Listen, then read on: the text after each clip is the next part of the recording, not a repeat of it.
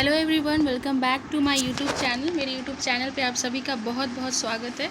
आज मैं आपके लिए जो राइटर लेकर आ रही हूँ वो इम्पॉर्टेंट हो जाता है यूजीसी नेट के रिगार्डिंग, क्योंकि यूजीसी नेट में जो इम्पॉर्टेंट राइटर्स जिसके बारे में बार बार क्वेश्चंस पूछे जाते हैं, मैं बस उनके बारे में ही आपको बताऊँगी और सीरीज़ लाऊँगी। क्योंकि देखिए, अगर सेक्शन वाइज देखा जाए तो सेक्शन यूनिट 1, 2 और 3, 4 की बात की जाए तो सिर्फ उसमें पोएट्री, ड्रामा, फिक्शन और नॉन फिक्शन इतना ही दिया हुआ है और कोई डिटेल में कोई भी एनालिसिस नहीं है उसमें कि कौन कौन सा ये राइटर क्या क्या पढ़ना है। इसलिए मैं आपको इतना कहूँगी कि अगर आप 6 महीने के टारगेट से चल रहे हैं, जून में आपने दे दिया है, जिन जिन लोगों ने दे दिया है और वो चाहते हैं फिर दिसंबर में भी देने वाले हैं, या फिर जो बच्चे नहीं दिए हैं उन एक ही बार वो पहला अटैम्प्ट उनका दिसंबर में है, तो मैं उनके लिए ज़रूर कहूँगी कि कम समय में आप वही राइटर पढ़िए जो कि बार बार पूछे जाते हैं।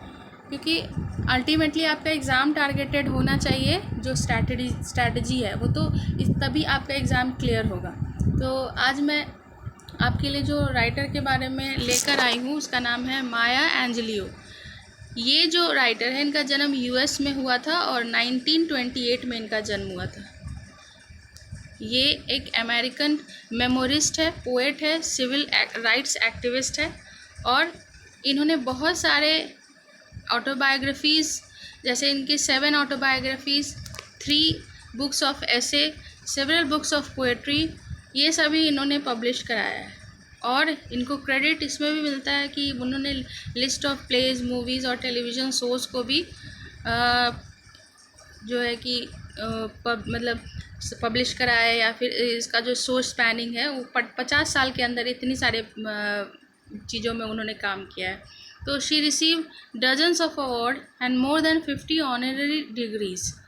एंजेलियो जो थी उन्होंने सीरीज ऑफ 7 ऑटोबायोग्राफीज़ जो निकाला था वो कि फोकस करता है उनके चाइल्डहुड और अर्ली एडल्ट एक्सपीरियंस के बारे में।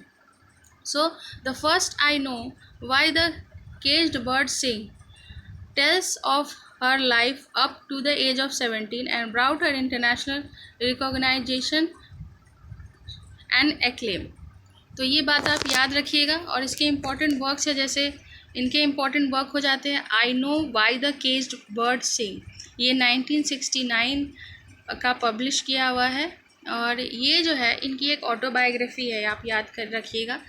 1944 से लेकर अप टू 1944 जो इनकी जो भी ऑटोबायोग्राफी जो थी, लाइफ की जितनी बातें थी वो एक ऑटोबायोग्राफिकली इन्होंने इस पर एक्सप्लेन किया है। So describing the young and early year of American writer and poet Maya Angelou, the first in the 7 volume series, it is a coming of age story that illustrate how strength of character and a love of literature can help overcome racism and trauma।